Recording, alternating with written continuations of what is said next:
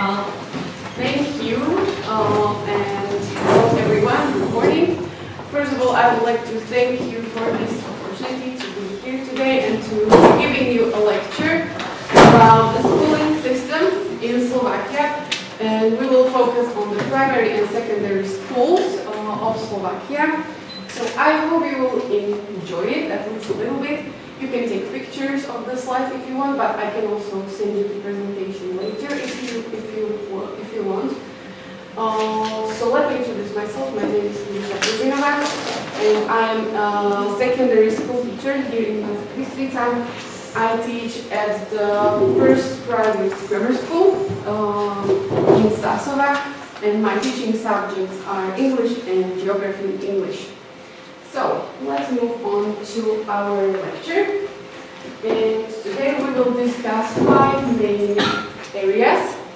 So the first one will be the primary and secondary education in Slovakia, as I mentioned already. Then we will discuss requirements to be a qualified primary and secondary school teacher in Slovakia. Then we will talk about career development of teachers in Slovakia, Slovak teachers, but also lecturers, foreign lecturers. I will also mention the Common European Framework of Reference for evaluating languages in general. And then lastly, I will touch a little bit the aims and methods of evaluation of the learning process of teaching languages. So I hope you will enjoy. So let's start first with the primary and secondary education in Slovakia. So how many of you do you teach in primary schools? None of you? 1, 2, okay, and the rest are secondary schools, mostly, or you don't teach yet? Yes, the kindergarten. Or in kindergarten, okay, that's cool, right, okay, so I will begin simply with general school year here in Slovakia. So it is divided into 2 semesters. The first one begins at the beginning of September, the 2nd of September, and ends at the end of January, so a 5-month period for 1 semester. And then the other semester begins at the beginning of February and ends at the end of June. So another 5-month period of time, altogether 10 months. The remaining 2 months, July and August, are the summer break. Other breaks throughout the school year are around Christmas time, around the Easter time. There are spring holidays, usually in March, and they last for a full week, so Monday to Friday. And then there are 3 days on public holidays throughout the year. For example, next Wednesday there will be a public holiday, so everybody will be off. We all look forward to it. And yeah, every school year ends with a school report with marks for every student from every subject. Okay, so school takes 5 days a week, Monday to Friday. I'm sure you're familiar with that. And the regularly classes last 45 minutes.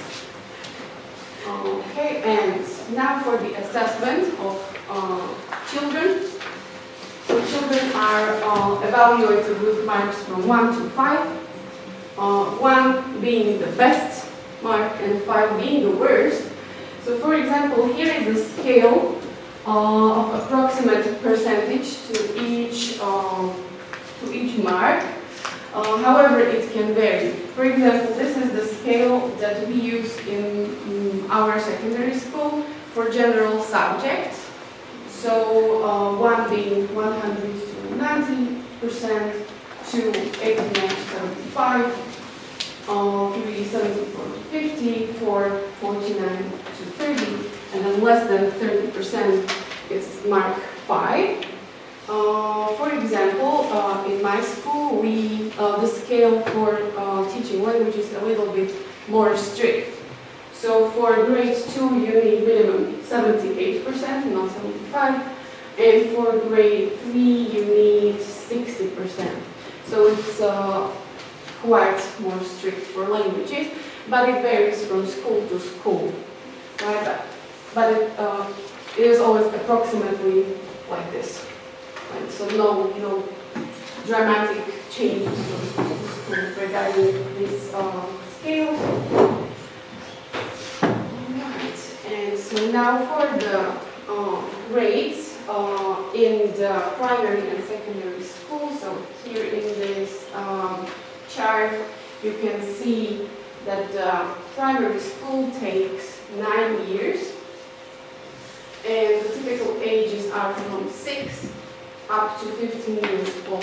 So the students attend primary school from 6 to 15 years old, and then they continue to the secondary school, which takes traditionally 4 years. That's a standardized model, but I will also mention some exceptions later. Right, so let's start with the primary education. Primary education is being taught in primary schools, which in Slovak language are called základná škola. And this education, primary education, is divided into 2 main stages. So the first stage are grades from 1 to 4. So these 4 grades are the first stage of primary school, and officially it is called the primary education, and the second stage officially is called the lower secondary education, but for our purposes we will call it all primary school. So the second stage ranges from grades 5 to 9, and the age ranges from 10 to 15 in the second stage. And by the way, the compulsory education in Slovakia is 10 years. So every pupil, every student has to attend primary school and 1 year of the secondary school minimum. Right, so 10 years are compulsory for everyone. Okay, so let's discuss the first stage of the primary school. So grades from 1 to 4, and this is the stage where the children learn the very basics, right? The foundations of reading, writing, mathematics, natural sciences, and cultural literacy.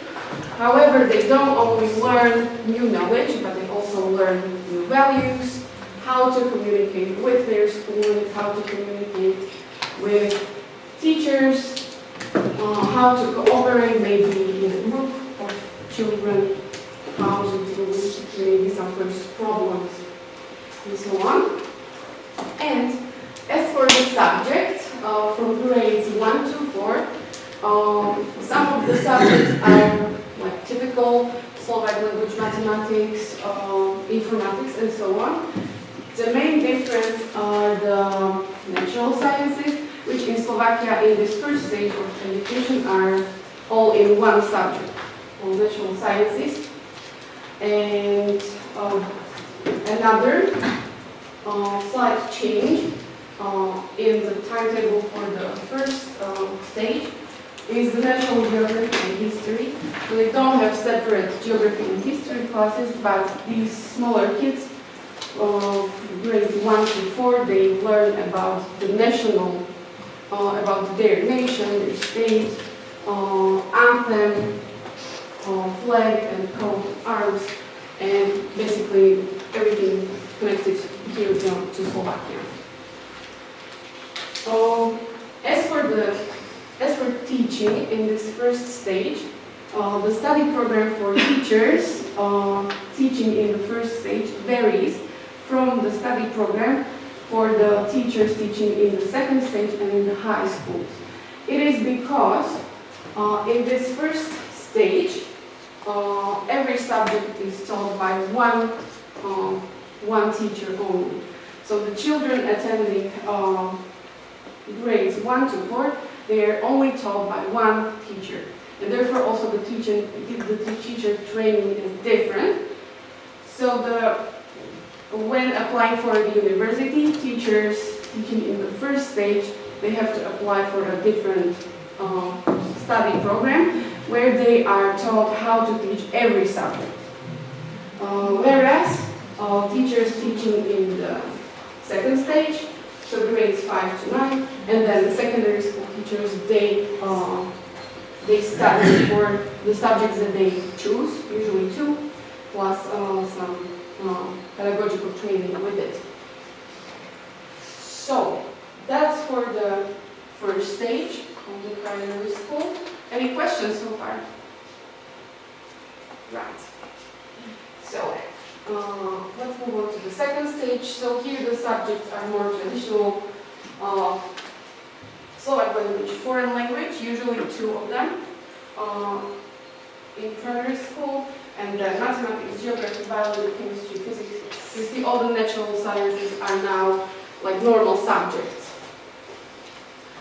Okay, religion, ethics, so they can choose one or another, and no more specification with this stage, I would say.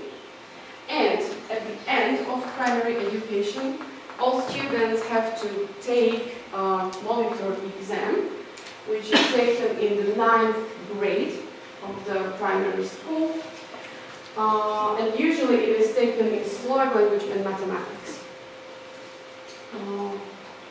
So monitor exam at the end.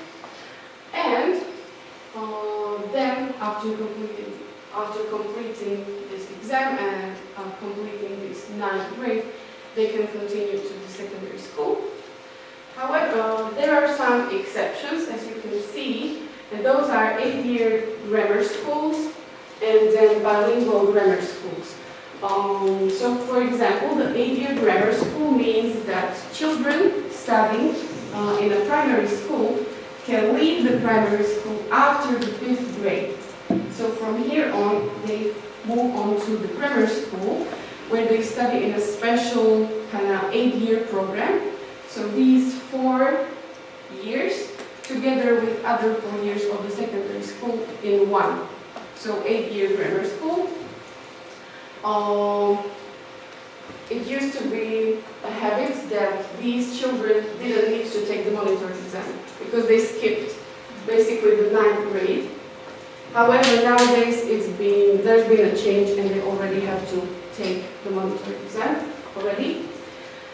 And as for the bilingual grammar schools, this is also a slight exception because bilingual grammar school takes 5 years. So a secondary school taking 5 years, and it is because the first year of bilingual grammar school focuses on the language mainly. So they don't have like regular subjects, and they have mainly English. So for example, in my school where I teach, the first graders have, I think, 16 lessons per week, English language, so that they can master the other subjects in English later on. And therefore, these bilingual students, they can leave primary education after the 8th grade. And also it used to be the habit that they managed to skip the monitor exam, but not anymore because it has changed already. So this year our first graders also had to take the monitor exam in our school. So no exceptions anymore. And yeah, that's for the primary schools. Now moving on to, do you have any questions? Yes. Yes. Because I work in the bilingual grammar school. Mm-hmm. So, if I understand it correctly, it's the 8-year grammar school is also a kind of secondary school, right? Yes, it is a secondary school. And you took 4 years in primary school, 4 years, Mm-hmm. and then you go to the 8 years, so it's totally 12 years? No. It's the children leave when they want to attend the 8-year grammar school. They leave the primary school here. So So they finish the fifth grade. They finish the 5th grade and then they go to the 8-year grammar school where they take kind of the rest of the 4 years of the primary school, but they are already in the secondary school, but like the knowledge that they learn matches these 4 grades. And then extra 4 years as the secondary education, so 8 in altogether. So bottom line is like 5 plus 8, 8 plus 5, anyway, it's 13 years, right? No. Oh, you mean like altogether? Yeah, altogether. Yes. Primary plus Yes. the primary school. Primary plus secondary. If they complete the 9th grade, so that's 9 plus 4, that's 13. And the same goes with the 8. Yeah, 5 plus 8 or 8 plus 5. Yes. Okay. So 13 years altogether. Okay. However, as I said, the 10 years are compulsory, so they can leave after the 10th year. But it would be hard for them to get a job because they don't have certificates from the secondary school. But it's like not compulsory for them to attend the school anymore. Right? All clear? Thank you. Okay, great. You mentioned about the foreign language. What kind of foreign language in Poland? Normally, foreign language is taught in primary schools. Well, usually English or German, but depending on teachers that are available for the schools. But so there can be Spanish language, there can be Italian. How about Chinese language? Could be, yes. So, what is the condition for open such kind of language, like Chinese? The condition for a teacher to be employed in the primary school. I mean, if we just want to open some kind of courses in the primary school, is there any kind of limitation or something like I that? don't think there is a limitation. You just have to talk to the principal and agree on some terms, conditions, and I think it could be possible to teach in Chinese. Yes. I want to have another question. Because you told they just to teach the German or Italian in primary school from the first year to 4th year. So those programs are immersive programs or just bilingual classes? In the primary school, Yeah. usually there are no bilingual in the primary school at all. It is only at the first or second level, but no bilingual programs for primary schools. So you told you take just one teacher is in charge of the all the subject. That's what we call the multiple subject teacher. And so the multiple subject teacher and the multi-subject teacher can only speak Slovak or other language. Well, in Slovakia they should be able to speak Slovak because those first graders, they're 6 years old, they're very small, so it's very hard for them to get used to teachers changing for every subject, so therefore it is so. So there is no listing like such as you are an English teacher, you don't use English to teach them all subjects. No. Still use Slovak to teach them. Yes, they all in the first stage of the primary school, the Slovak language is used always Okay. for the children to get used to the environment, to get the basics in Slovak at first, and then they can study foreign languages. All right. So moving on to the secondary education, which typically lasts 4 years, and the age range is from 15 to 19. And there are 2 types of secondary school in Slovakia. Those are the gymnasium, as we already mentioned, or the grammar school, and then specialized secondary school, or in Slovak called stredná odborná škola, which already specializes for some subjects or for some directions for students to study.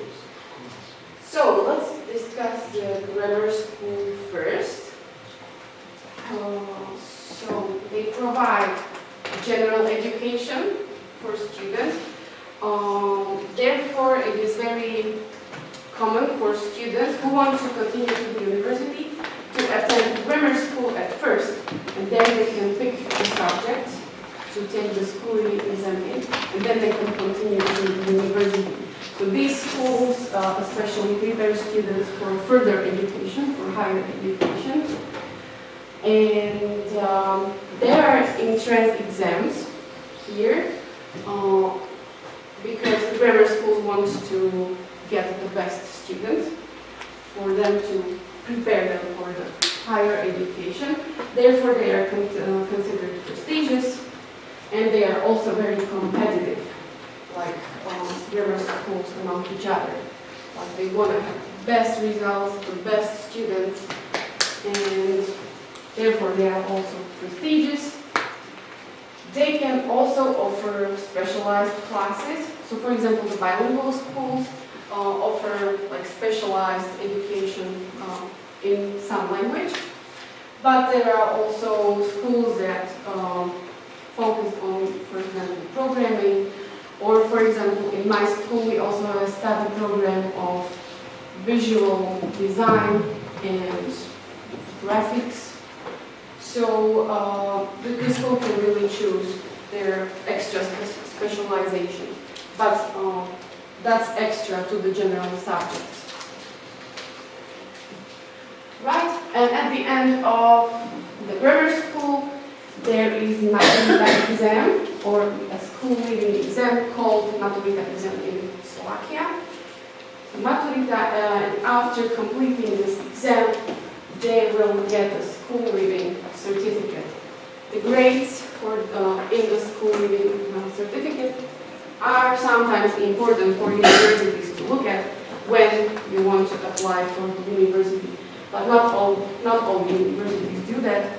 Of course, the more competitive study programs require higher or better grades at this school leaving certificate. Some of the universities even look at the grades of the every year, like.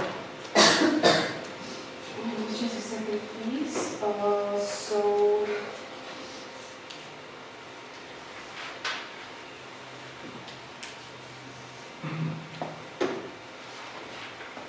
So at the end of every school year, you get the school report with all of the grades.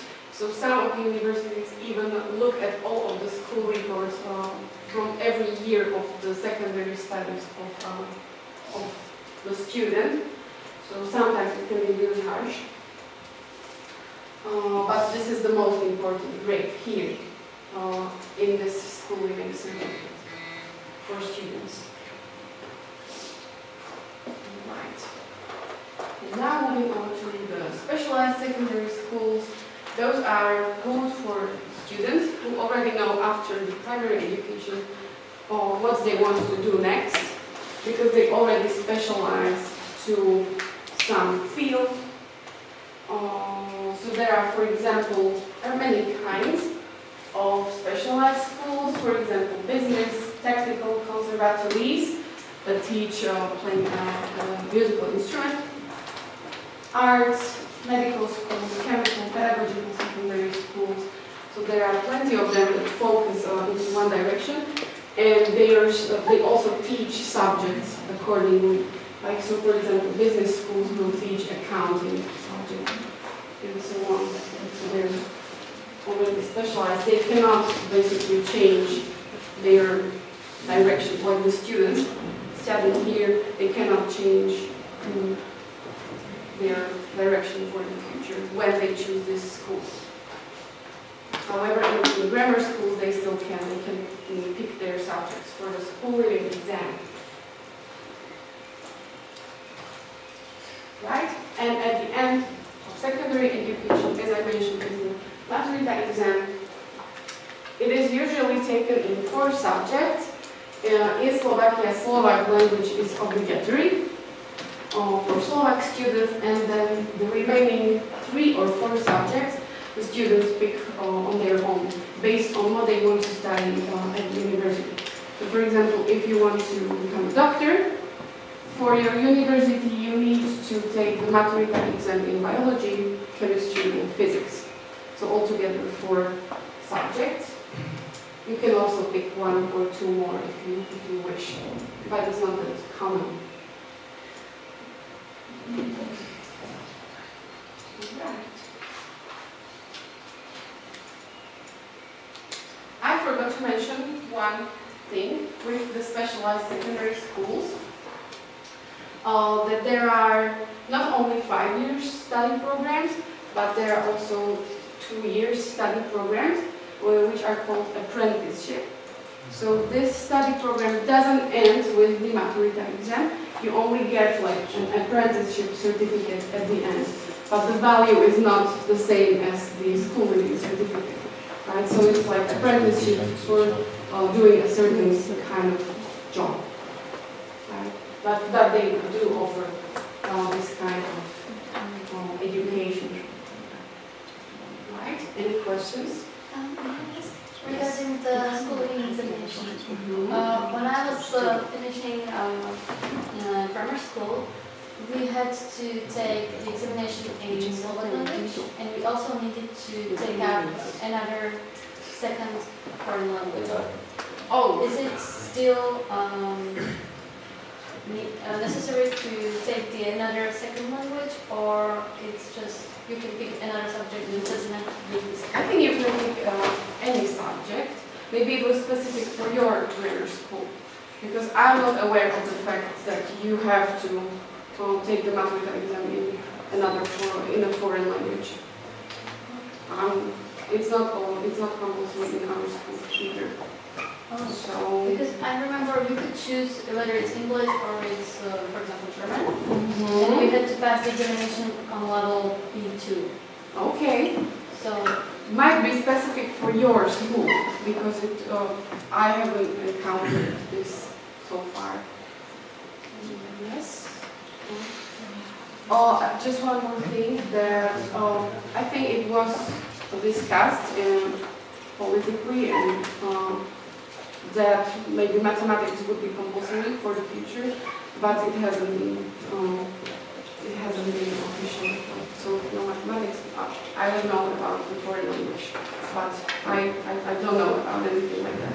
We don't have it in our school. Okay, any other questions? What is the minimum education level to be employed? The minimum education to be employed, well, it depends on the employer, depends on the kind of job, but as for the education, you need those compulsory 10 years, and then you can apply for some jobs that don't require the school leaving certificate.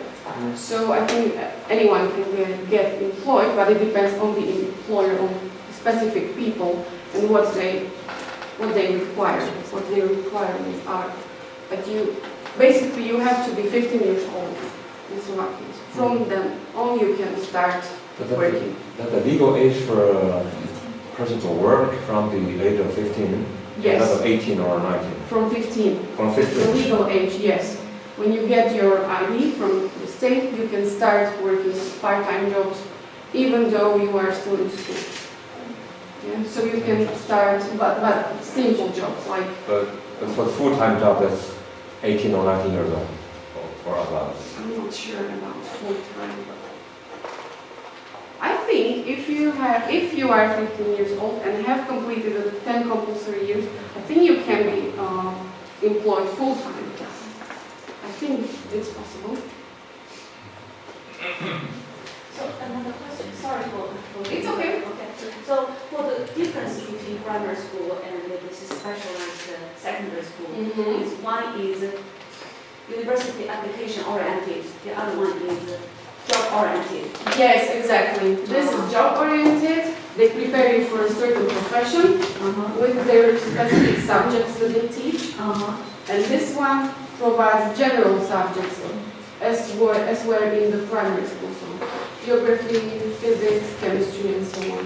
So when the students, once they finish their grammar school, they join the maturità exam, and their application for the university it depends on the performance. Yes, Of that it exam. can depend on their final grade in the school and institute. And then even just you mentioned that each course report from the teacher. You said some school they would even review the reports. Yes, some universities even want to look at your performance for every year of your secondary school.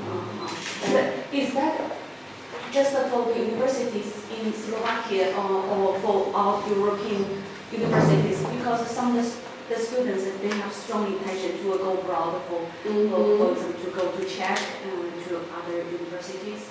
I'm not sure if they look at the results so much because then for prestigious universities there are most of the times there are entrance exams. For universities abroad you usually have to take the entrance exams. So maybe this is not that important. But for Slovak universities some courses don't have entrance exams and then these grades determine whether you are accepted or not. But it varies from university to university or even from the study program to study program, right? So, for example, you have to take entrance exam in some study programs for the University of Mathematics, but in other study programs, they accept you even without entrance exam or even they don't care about.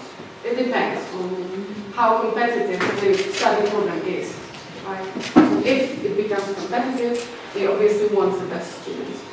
And there is no language requirement. For example, Chinese students, if they go to US for some universities, and they have to submit their IELTS or TOEFL here, there is no such languages requirement. Or it depends. I'm not sure with how it works with universities.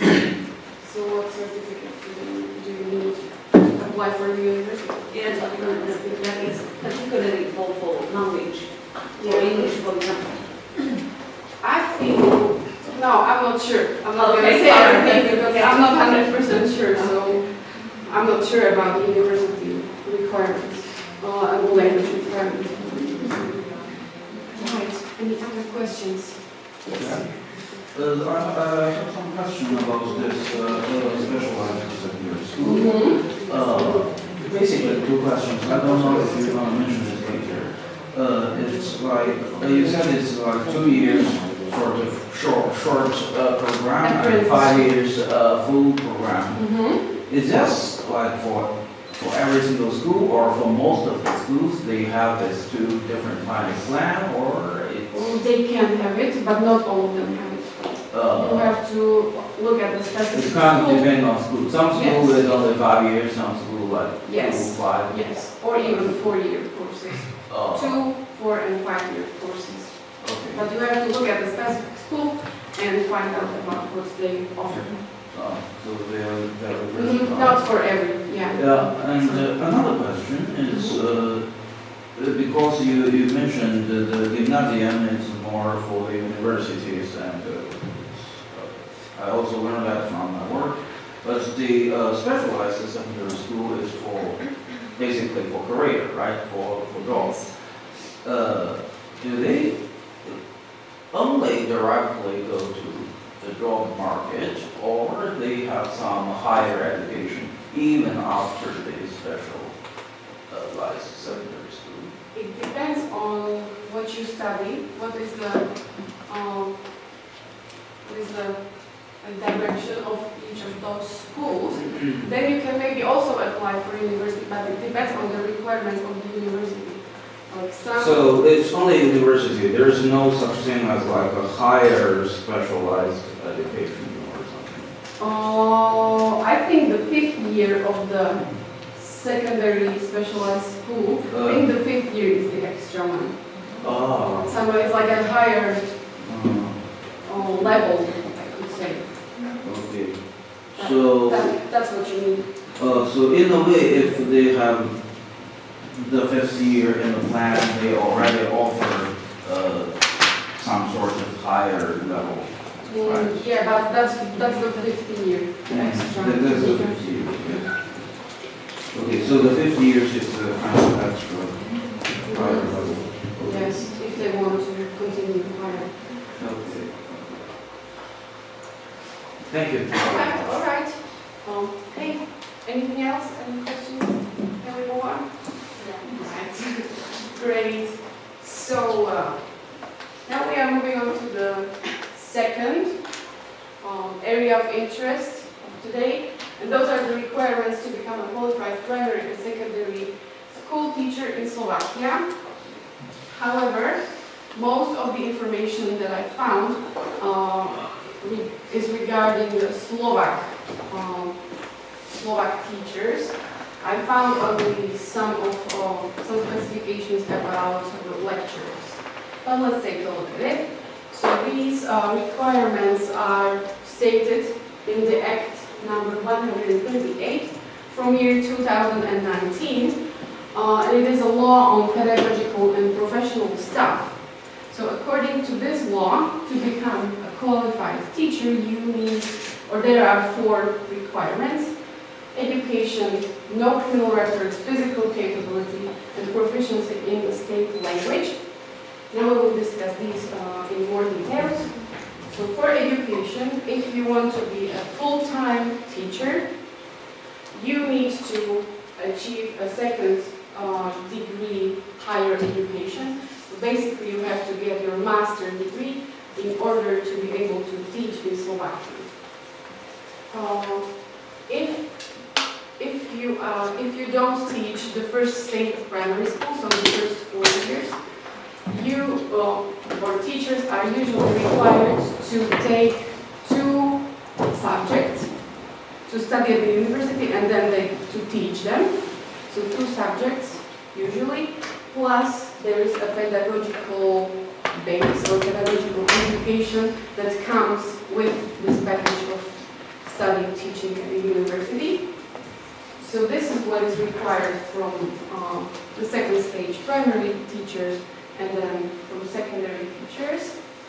For foreign lecturers, it is necessary to have at least first degree higher education. So foreign lecturers can have minimum bachelor's degree in order to be able to teach language in a school.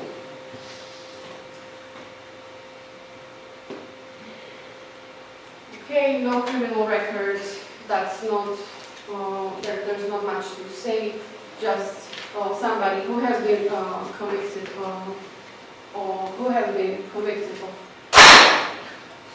committing a crime cannot be a teacher anymore, right? Because they have no clean record. For foreigners, you can apply for your certificate of no criminal record in your home country, right? So you need to apply and place your permanent residence. Physical capability, your GP needs to give you a certificate of your physical and mental fitness that you will hand to your future employer and they can sign a contract with you. And lastly, proficiency in the state language, which is for Slovak teachers. They minimum have to have the maturita in Slovak language, which most of the teachers have, because once you want to apply for university, you have to have this maturita in Slovak language completed. But if you are a foreigner, you can take a state exam in Slovak language, and that is also your proof of the proficiency in the state language. If you want to teach like subjects other from your language, other from your mother tongue. So it is not required from foreign language teachers in a language school. It's not required from teachers teaching in a subject, in a foreign language, and from foreign lecturers. So this will not be required from you when you want to teach your mother tongue in a school. So these are the 4 requirements that you need to complete in order to be able to be employed as a primary or middle school teacher here in Slovakia. Right. Moving on to the career development of primary and secondary school teachers, but again, most of these things apply for the Slovak teachers, right? So there are 4 career levels. If you become a teacher, you can achieve 4 career levels. So the first level is the beginning pedagogical employee or the beginning teacher. That is the teacher teaching first year after the university study. Right? So you are the beginning teacher for just 1 year. Then you complete your adaptation education and you become automatically independent pedagogical employee. Then the third career level is the pedagogical employee or teacher with the first attestation and then with the second attestation. For foreign lecturers, it is only able to reach to this level of independent pedagogical employee. Foreign lecturers cannot apply for the attestations. Right? And now for the attestation, or what is it? It is a state verification of professional competences. Teachers, it is provided by the universities. So if a teacher wants to apply for an attestation, they apply at the university who offers this kind of course. And they can apply for the first attestation only after 5 years of being a teacher.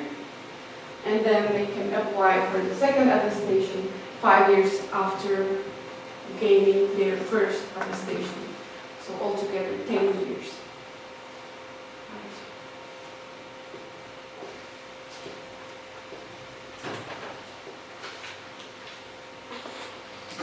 Okay, apart from these 4 career levels that one can achieve, there are also extra educational courses for pedagogical staff or for teachers, and those include qualification education. That's for teachers who want to take up a new subject. They finish studying at the university and they want to start teaching it. They need to take this qualification education. The functional education being for those who would like to become a principal or a vice principal in a school. The specialization education, those are for some, for example, career advisors in school. Adaptation education, that's for the beginning teachers. So when there's a beginning teacher, they are automatically in this adaptation education, which takes their first year of teaching.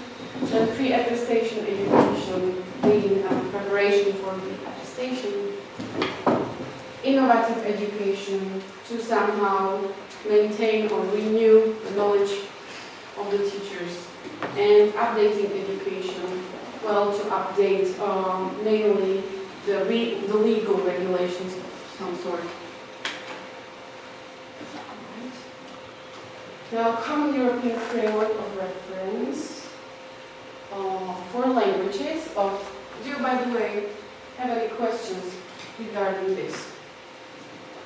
I would like to ask if the pedagogic certificate is a must for the primary or secondary school teacher. Oh, the master's degree? No, I mean the pedagogic degree or certificate. If it's a must need, they must have in hand. Yes, but it is like a part of their university study. It's in the package. So if you study teaching in Slovakia, the pedagogical part is in the package of the whole study. So, I mean, the employees, they have to have such kind of education background. Doesn't need to be higher. They can be employed in the primary or Employees. yeah, Like employees. teachers. Teachers. Yes, they do have to have it. They have to. They have to have it. The pedagogical like base. Because we just set up a pedagogic manager recently, just we have a first graduation now. So I would like to ask if so the employee in your national primary and secondary school they must have this certificate. but I'm not sure if that's for foreign lecturers. That's No, what- no, that's for foreign, Slovak Just lecturers. for Slovak employees, they have to have this They have to pedagogical. have. It's called a pedagogical minimum.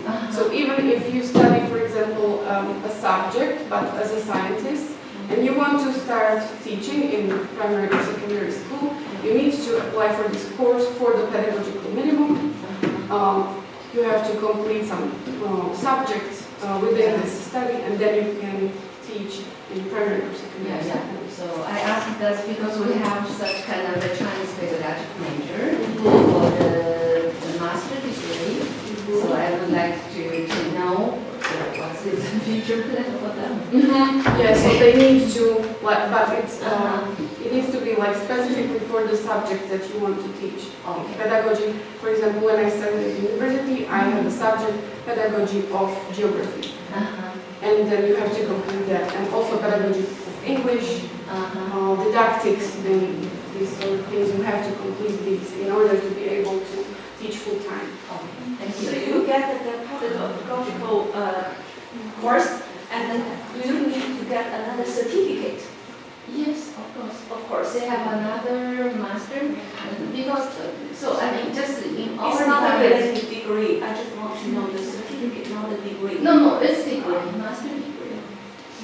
Master degree for the pedagogic, yeah, we call it the Chinese pedagogy. It's another master. It's not, this is not a teacher's certificate, or it's equal as a teacher's certificate. It's, but it's like a part of the degree. Part of degree, Yeah, yeah, part of the we degree. have that. So you apply for the university, you pick 2 subjects that you want to study, and this pedagogical stuff is included. So you get 1 degree, and you can teach the 2 A subjects. certificate or permission. Yes, but the pedagogical part is included in that. So it's not like extra. You don't need to apply extra for that if you study in Slovakia. Okay. Right. So a little bit about the Common European Framework of Reference for evaluating languages in general. So the Common European Framework of Reference, or the CEFR, is a widely recognized framework to describe language proficiency levels in a standardized manner in Europe. But it's started in Europe, but it's already been used even beyond. And it was developed by the Council of Europe in 1990s to evaluate levels of languages. And it provides a common reference point for teachers, but also for learners and for the assessment providers. Right? So basically, teachers, learners, and those who prepare like examinations, they all work according to this common European reference. And it is based on a can-do statement. So basically, every level of a language is specified by these can-do statements. So what a student can or is able to do with the language at the level of, for example, A1 or A2, or what functions he will be able to perform with the language at the specific level. So I picked an example. A student at the B1 level can produce simple connected text on topics that are familiar or of personal interest. So that's one of these statements. And this is the chart. The language levels range from A1, from the beginner, to C2, to a proficient user of the language. So you may already be familiar with these. So A1 being the beginner, A2 elementary, B1 intermediate, B2 upper intermediate, C1 advanced, and C2 proficient user of the language. So each level is defined by specific descriptors of language in 4 main areas. So these 4 main areas are evaluated. So speaking, listening, reading, and writing. And now let's quickly go through each of the levels. So for example, a language speaker at the A1 level is able to use familiar everyday expressions. They can introduce themselves, they can introduce other people, or they can ask and answer questions about some personal details, and they can interact in a simple way with the foreigner, providing that the foreigner is speaking clearly, slowly, and is willing to help the speaker. A2 or the elementary level. So these users can understand sentences and frequently used expressions. They understand areas of their personal interest. So for example, they can say some personal or family information, and then areas of their interest such as local geography, shopping, employment, and so on. They can communicate in a simple manner, but they can communicate. And yeah, they mostly know the things that are of their interest. Right. B1 level can understand more the main points of clear standard input. So if somebody speaks clearly, they can understand most of the text. They understand topics that are usual for them, like school, work, leisure time. So if they go abroad to the language-speaking country that they study, they can deal with most of the situations, even with foreigners. And they also can produce short, connected texts. Upper intermediate level. So these users can understand the main ideas of some more complex issues already. They can interact with a proper degree of fluency and spontaneity. And when they interact with native speaker, there is usually no trouble in the communication. Already they can produce clear, detailed text on a wide range of subjects. Right. Advanced user of the language can understand already some demanding topics, so not like everyday topics. They can recognize implicit meaning, so something that has not been stated directly.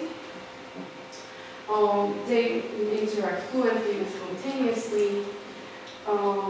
And they can produce clear, well-structured, and detailed texts, where they can also show some organizational pattern. They can use connectors and cohesive devices such as linkers. They can create a nice flow of text. And lastly, the proficient level, they can with ease understand basically everything heard or read. They can summarize information from different sources. They can express themselves fluently, precisely, and they can even differentiate the finer shades of meaning. Okay. So in Slovak education, when you study the first year, the first foreign language, at the end of primary school, children usually reach the level of B1 of the Common European Framework of Reference. That's the first foreign language. At the end of secondary school, they reach usually level B2 or C1 at the bilingual studies. As for the second foreign language, at the end of primary school, children reach the level of A2, and at the end of secondary school, they reach the level of B1 or B2.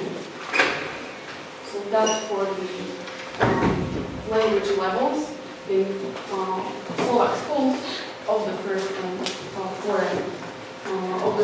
and second foreign language.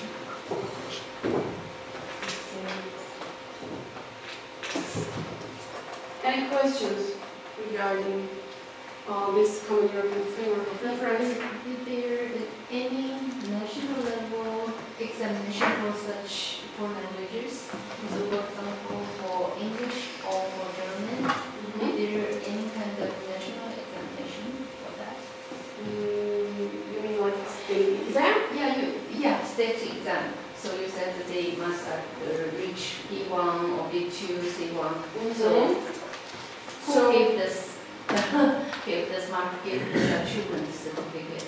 Who gives them the certificate? Yeah. Well, they can get at the end of secondary school. They can get the certificate if they apply for the maturity exam. If they take the maturity exam in the foreign language, either first or second, this is their certificate of the language. So, what is a foreign language? What is the second foreign language? Normally in the primary, in the secondary school. It can vary. For example, what I know, the second language has traditionally been German, but it's been changing recently. It's already, I think, can be Russian, Spanish. It depends on the school. Or sometimes the children can decide on their own what they want. For example, me, in my secondary school, we could pick our second language from French or German. So it depends on the school. Okay, so the examination test is the school will decide. The school will give the examination. Yes. The school gives you the certificate at the end. Okay. But if you only take the exam, the maturity exam. So that means there is no nationwide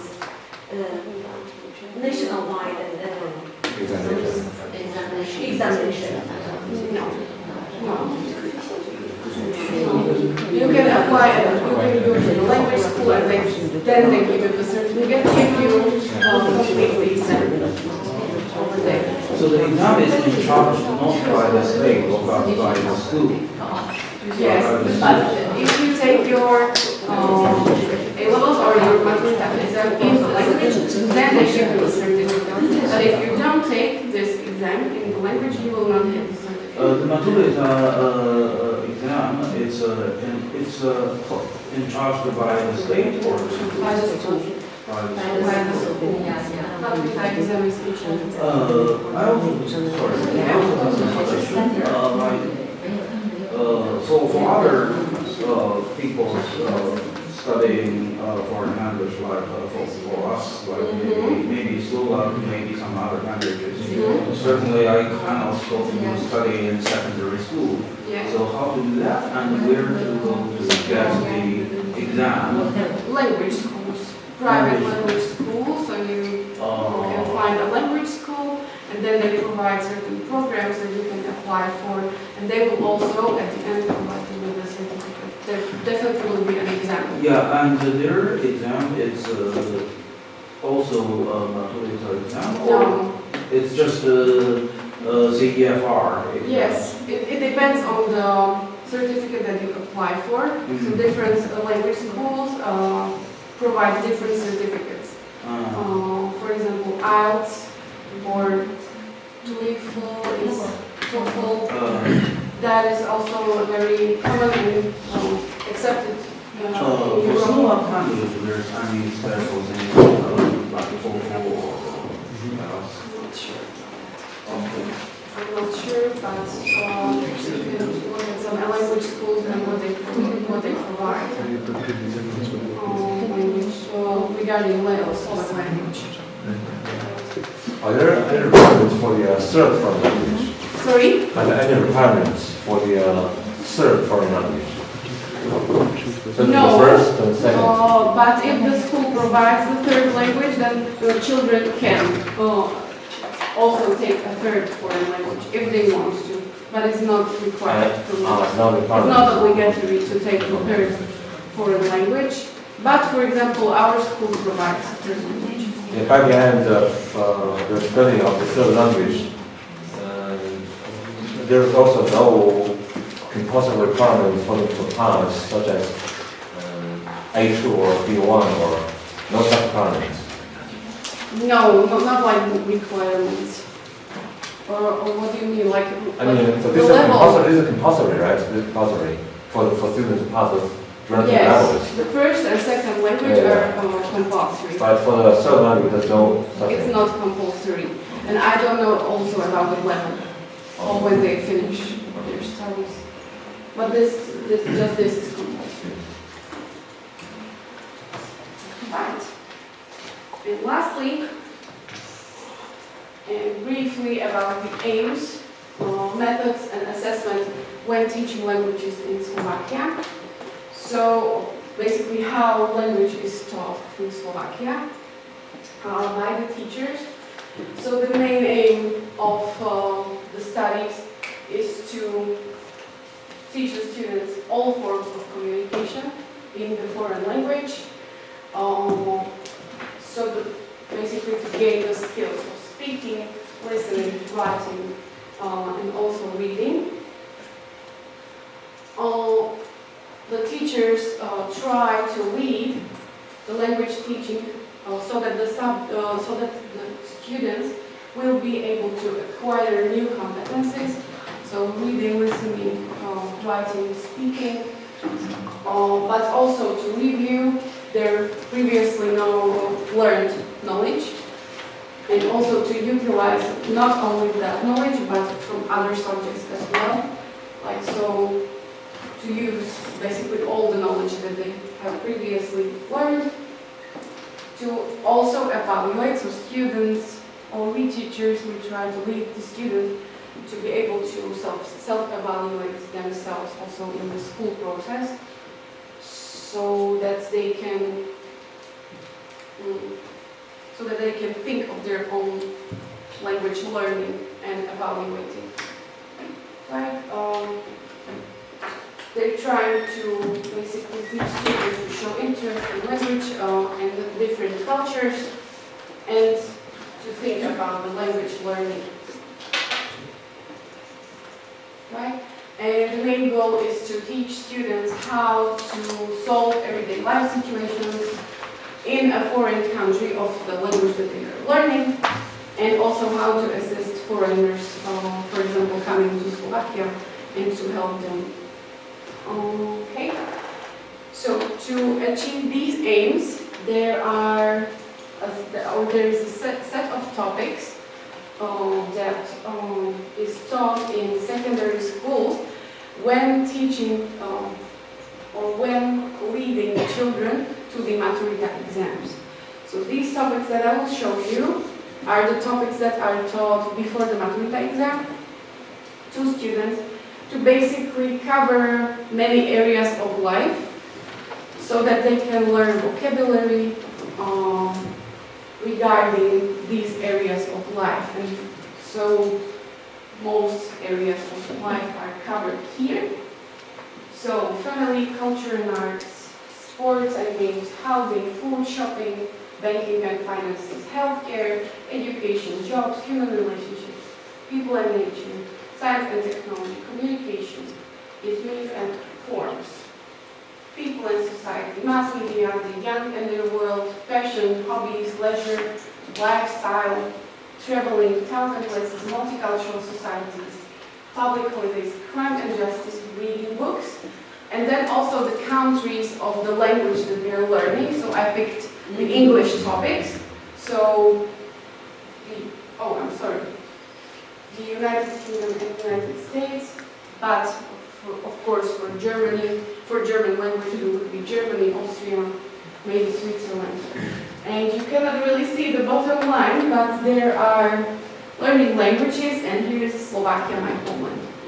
Right, so these topics, when they basically learn about them, they should be able to talk about like every area of life that they need.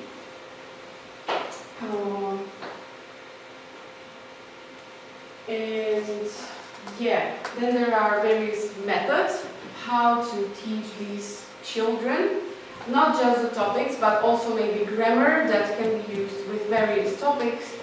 Right, so vocabulary and grammar can be adapted to the topic.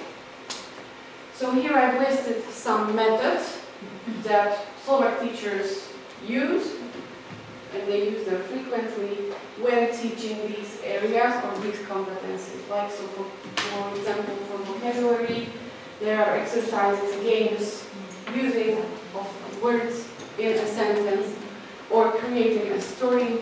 For example, they have to pick random words from a collection of words to create a story in that way. That's for the vocabulary. For teaching grammar, there are drills, fill in blanks, create sentences, oral exercises, but many other methods such as work in pairs, discussion. They can correct themselves in groups. Then listening comprehension, just some comprehension exercises that are very much known, like so filling in extra words or filling in extra sentences. And the same works for the reading comprehension.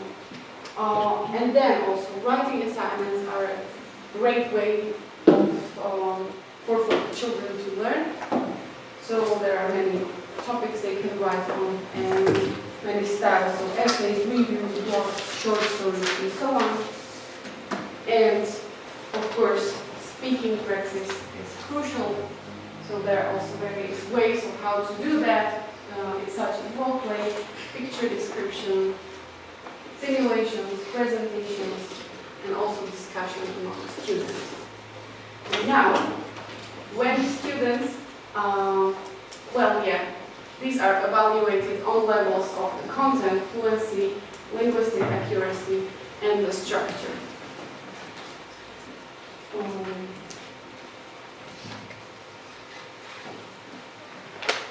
And when preparing students for Maturita exams in a foreign language, the first foreign language, or Maturita in the first foreign language, consists of both written and oral form. However, the second language, Maturita, doesn't have the written form, only the oral form, right? And the oral form consists in both of the conversation on the topic, one of the 30 topics that they will pick one, and they have to talk about it. Then there is picture description and role play. And with the first foreign language, the written form of Maturita includes tests, where vocabulary and grammar are tested. Also, I think reading and listening. And then there is writing assignment, so they choose, or it is actually given, one of the topics is given to them. They have to write either an essay, a short story, and so on. So these are the part of the Maturita exam for both first and second language.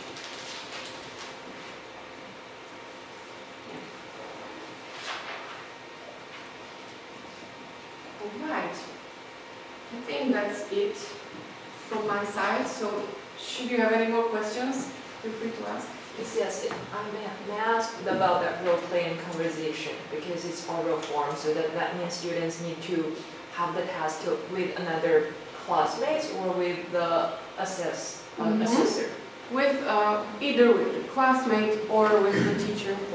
It depends on what the teacher prefers. Depends also on time, because teacher cannot practice it with every student. If you have 20 students in class, so usually in pairs. So do they have preparation time during the test, or they need to prepare the role? Oh, at the Maturita Yes, exam, yes. they will get their roles.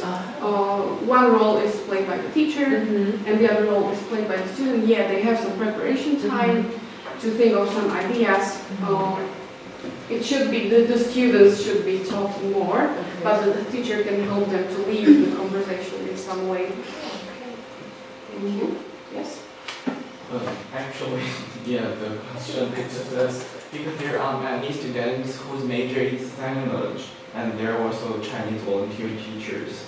So my question is, from your opinion, and do you think the foreign language teachers is an attractive job, especially for those graduated students who graduate from the sign language, got a master's degree? And how about the salary and the bonus? Is it a very attractive job for those young people? for young people to get employed as a teacher, well, it's not very attractive. It's not very attractive. The politicians are trying to do something about it. They will grant bonuses, and some politicians, they even like grant something, or they speak how they raise salaries of teachers, but then they take from something else, and they don't say that, right? So it's not that well paid. So, yeah, I also noticed there is a news. The Slovak government announced that there will be 60 million euros funded to support the primary and secondary schools, and maybe next year. So this is incoming the news. Will that make it better or something? Well, I haven't heard that. Well, as I said, that sometimes they try to look at how much they are doing for the teachers, how much they are raising the salary, but then they quietly take from something else. So I don't know. I don't know. All right. Any other